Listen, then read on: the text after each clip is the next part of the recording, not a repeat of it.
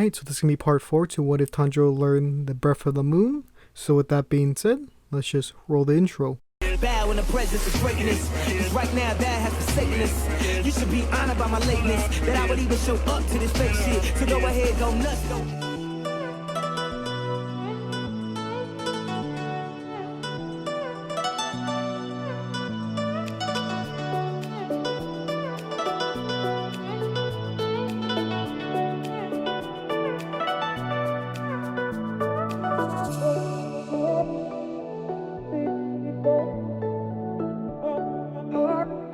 So in the last part, we just got done with Tanjiro beating the two demons, one being the arrow demon and the other one being the ball demon. After this is where he basically says his goodbyes to Tamio and Yushiro, but Tamio says something interesting to Tanjiro. First off, she says that the two demons that Tanjiro had fought weren't actually part of the 12 moons, but in fact they were actually too weak to be part of the 12 moons. Tanjiro finds this interesting as he found them to be somewhat challenging. Obviously Tanjiro did beat him pretty easily without really having too much injuries on himself, and it wasn't like a total stomp, but it pretty much was, since the Breath of the Moon is really overpowered compared to the other ones. So after this, the second thing that Tamio says to Tanjiro is he gives her, or she gives him the offer to let Nezuko actually stay with her and Yushiro while Tanjiro is going to get the different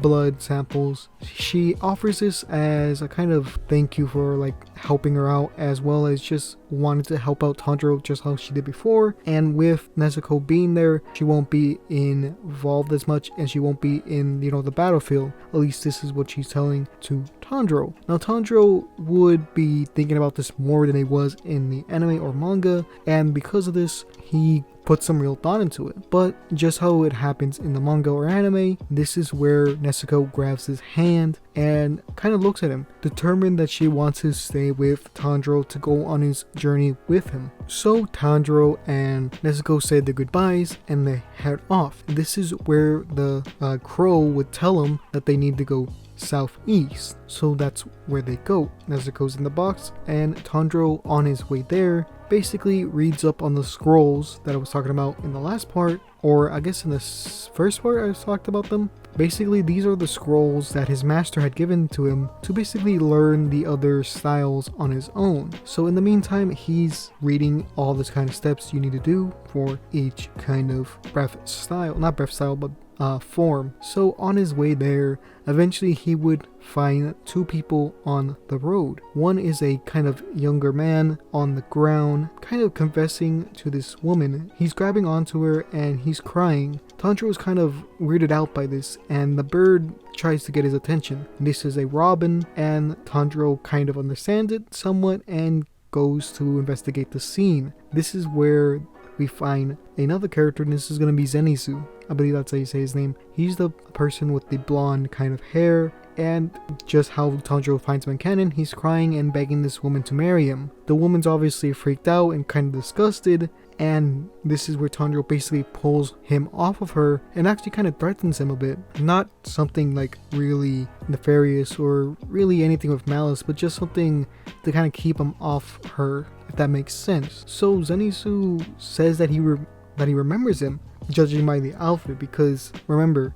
the demon slayers all kind of wear the same outfit to a certain extent, with the kind of black kind of suit, I guess you call it. But anyways, this is where Zenitsu does say that he knows or remembers Tanjiro at the final selection. Tanjiro doesn't really remember him since he didn't know, and he doesn't really talk to anyone during that, so he doesn't really know him. This is where Zenitsu does insist that he does know him, and they continue walking together as the woman basically berates Zenitsu for trying to marry her even though she already has a fiance and they don't even know each other. So after that they continue walking, and Zenitsu basically tells Tanjiro that he's super weak and that he needs Tanjiro to help him. but at this point they don't really know each other's names. So Tanjiro at this point is getting kind of annoyed, so he basically says to Zenitsu that his name is Tanjiro because during this entire interaction Zenitsu basically says you need to protect me, I'm super weak, so you need to do this, that, and the other. So this is what drives Tanjiro to get kind of annoyed. They get their introductions out of the way and they continue until they find this kind of house that's in the woods.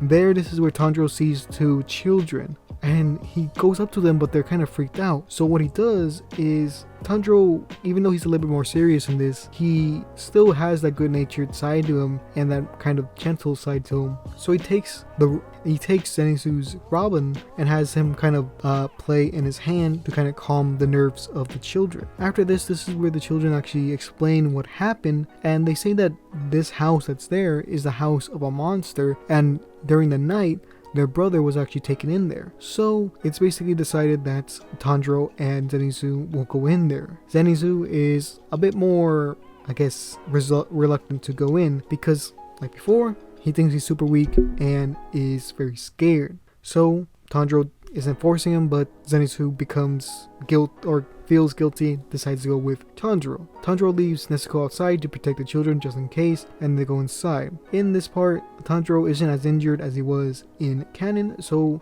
he doesn't really mention this to Zenitsu. So Zenitsu is a bit more calm than he was at first, but he's still really scared and kind of making this known. After a bit, this is where the children come in and all the things happen where Tanjiro and Zenitsu kind of split up and they go their kind of ways because how the house basically rearranges itself. Eventually we get to the part where Tanjiro meets a person wearing a boar mask, and at this point he's still with the little girl while Zenitsu is with the older brother. So this is where Tanjiro meets a certain character. This person wearing the boar mask, I believe his name is Inosuke. So this is the first time that Tanjiro meets him, and his first I guess appearance isn't too great since he basically knocks over the kid while trying to fight one of the demons. Tanjiro basically pushes him off and scolds him for doing so, as he is someone that protects the weak, just how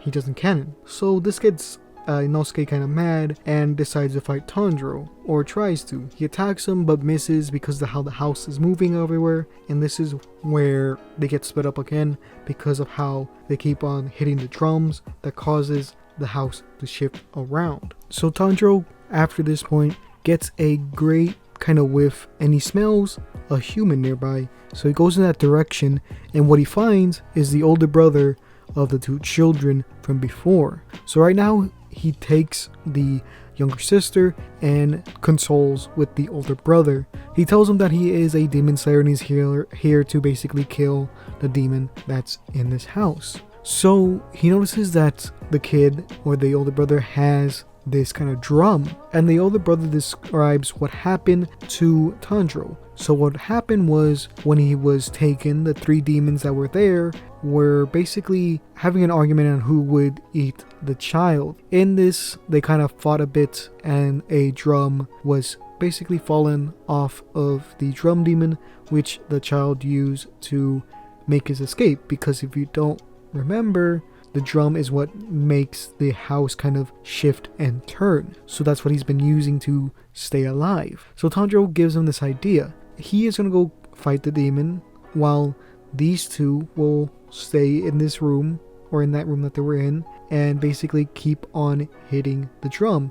If they hear someone coming in, hit the drum without any hesitation. Tanjiro ensures them that he's going to come back due to his high level of smell. So Tanjiro goes to fight, or tries to find the demon. So there's two other fights that happen during this arc, is Zenitsu's kind of fight and I guess Inosuke's fight, but they're pretty much one-shotted on both sides, and Tanjiro isn't really there to affect them, and just meeting Tanjiro once isn't really going to do much. So their fights are still the same as in canon, with Inosuke basically cutting off the arms of the demon and the head, while Zenitsu basically falls asleep and kills the demon in one shot.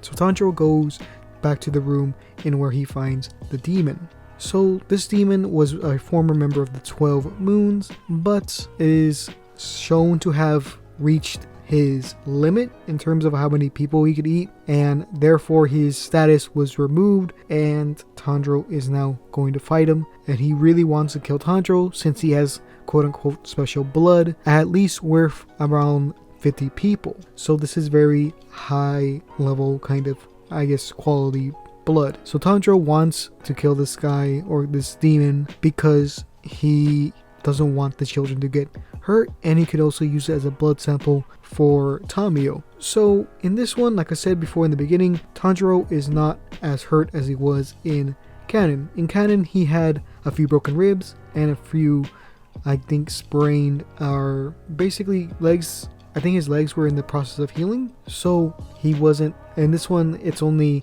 maybe slight rib fracture, or even, I'm not sure what it would be called, but basically his wounds are nearly healed by this point and aren't really in too much danger. So this is where Tanjiro is thinking about the fight, because he knows this man can, or this demon can, change the different like areas of the house and how it's gonna really, affect them. But then Tanjiro remembers a quote from his master. Demons are overconfident when it comes to nighttime, and they sometimes forget that a full moon reflects in their eyes. So use that light to find victory. So Tanjiro's kind of having this idea in his head, trying to find a way to beat this guy. So it's similar to the concept of that kind of line that Tanjiro sees whenever he has to basically decapitate a demon. So the drum starts beating, and slashes that seemingly come out of nowhere start hitting Tanjiro, or try to. This is when Tanjiro actually dodges, as he does in canon. These slashes are a little bit too slow for Tanjiro to actually get hit by, but they're really close. And Tanjiro thinks to himself that these are somewhat similar to how his style is in terms of the slashes and how they seem to come out of nowhere. So Tanjiro tries to use a few attacks. First, he uses the first style, or the first the first form, and that is going to be Dark Moon Evening Palace. And he tries to do this, but it's not working because of how far they are from each other. Some of the chaotic blades don't reach him, and the original slash isn't big enough to actually get towards the demon, because remember, if you remember from the fight, they're in this very large room and Tanjiro isn't really close to him, at least not just yet. So he tries another approach, and he actually tries to do the second form, and that's going to be Pearl Flower Moon Gazing. Again, this one is a little bit more successful, but just as the first, it doesn't have enough range for it to actually hit him, and by the time it actually does get to the other side, it's pretty much easy for the drum demon to get him out of the way, although the amount of chaotic blades that are actually coming is quite significant. So as this is happening, Tanjiro's kind of getting like tossed around the kind of area because he doesn't have the same water style as in canon, so it's really hard for him to stabilize his techniques. So what Tanjiro is doing is, luckily, the moon style actually has a few different forms that really help in situations that are about falling or things like that. So we're going to be talking about a new style this time. So what Tanjiro does is he remembers from all the different techniques that he was learning, basically, although he hasn't really seen, or really not he's seen them, but he hasn't really practiced them, right? He has attempted them in the past, but that was when he was still under his master's guidance.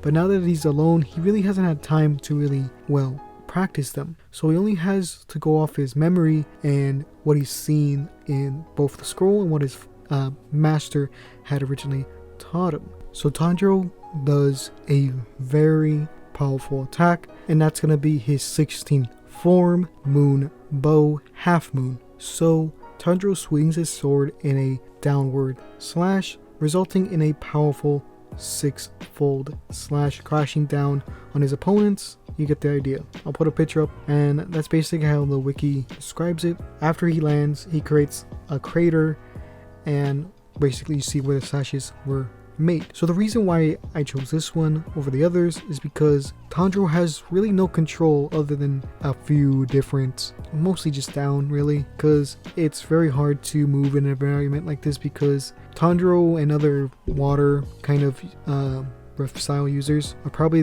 one of the only ones that could really fight in something like this, other than maybe like a sun user. But it is something that's harder for others since they don't have his fluid moment or movement, if that makes sense. So because this launches him kind of downwards, it's easier for him to strike the opponent. So because it's such a large and devastating attack with a very large area of effect, if you don't know what that means, it's basically the area that gets destroyed. Because it's such a large area and there's not really a way to dodge it, this is where Tanjiro basically just slams into the ground, breaking, I would say, I think he would break a leg doing this. Kind of like probably his right leg, since that'd probably be his dominant.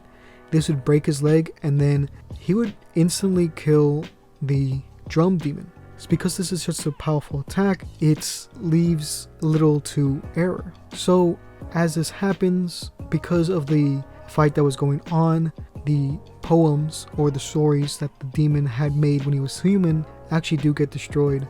And as Tanjiro's looking at the guy's, dying body, because he would have been decapitated at this point, he says that he's sorry. He didn't mean to do that. And he tells the demon that this was probably your only memory of being human. And this is another time where he tries to console the demon before he passes on, I suppose. So yeah, this is gonna be the end of the video. If you like it, please give it a like. And with that being said, I gotta say a few things. First off, if you like this video and you made it to the end, please give it a like. And please comment down CS so I know you support the channel. So with that being said, I gotta make a shout out to the Patreon, or the patrons over on Patreon.